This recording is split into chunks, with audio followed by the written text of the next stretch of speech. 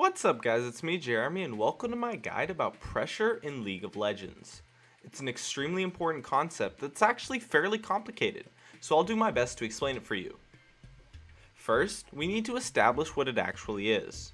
Pressure in League of Legends can be described as anything that forces your opponent to do something that they don't want to do. And yes, it really is as general as it sounds. Pressure can come from almost anything, such as pushing a lane, taking dragon, or even something simple as winning a trade. To put this into perspective, think about pressure, or stress, in psychology. Just a little amount of stress will not really do anything and can even be beneficial sometimes, but if you have a huge amount of stress, you can experience major issues, especially ones that affect your decision-making capabilities.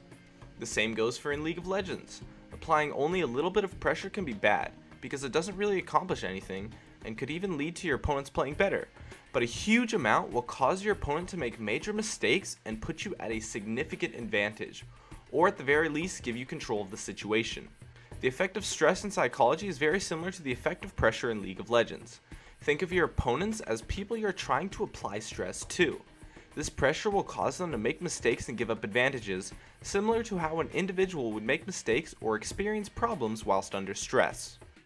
Another thing to understand is the importance of pressure.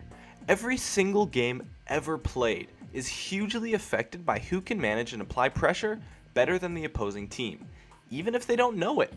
It just leads to so many positive things if used correctly, such as free towers, barons, kills, etc. Good shot callers have a solid understanding of pressure and how it works in the game, in order to best judge situations and make those calls. Now I know it might be a little hard to comprehend at this point, but let me get into the core of the concept, which is where pressure comes from. Upon first glance, it seems like pressure comes from doing things that give you an advantage, but that's only partially true. The real source is the potential to do things that give you an advantage. This is because when you have that potential, it forces your opponents to react in a way they would not want to, thus applying that much desired pressure. When you're pushing a lane, it applies pressure because you have the potential to take towers. If you're positioning for Baron, you have the potential to take Baron, and so on. Note that if you don't have any potential to do anything, then you are not applying pressure in any way.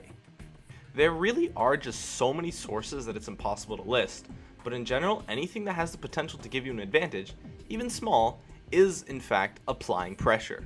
This is important to note because it brings me into my next few points: when and how to apply pressure. First, you need to understand that pressure is measurable. Doing something big like split pushing a lane will apply a lot more pressure than zoning your opponent from some CS, since your potential to gain an advantage is much bigger in the first situation. Knowing when and how to apply pressure is hugely dependent on the position of both teams.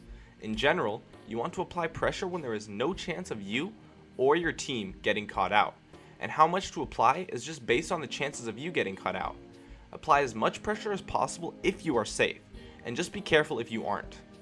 The reason why I'm emphasizing getting caught out to be so bad is because it pretty much is. When you die, you eliminate all sources of pressure that not only you, but also your team as well has for about 2 minutes or so, because that's essentially the time that you're removed from the game. And your team won't be able to do anything 4v5 unless you're already ridiculously far ahead.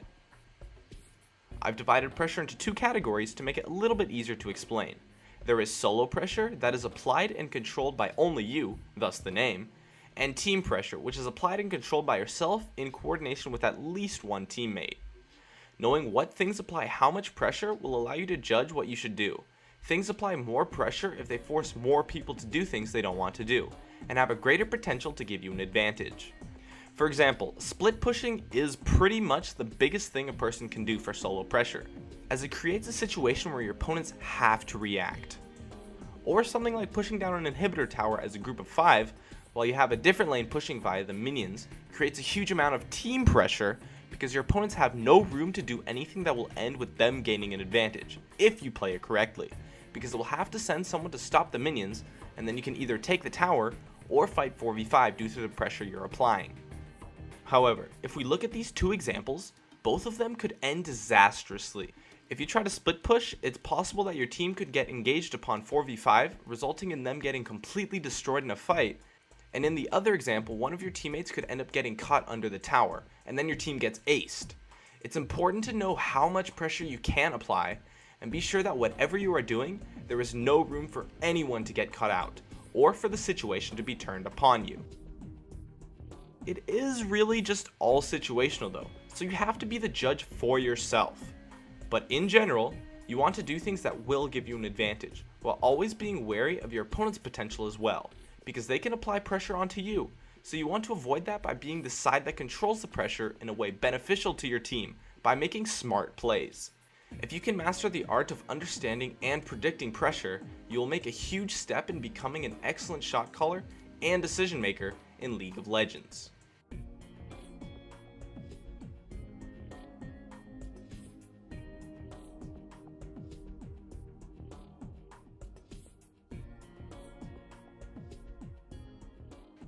So, that's it for my guide on pressure. I'd love it if you could support me with a like or some feedback in the comments, and if you have any questions, I would absolutely love to see you in the comments too.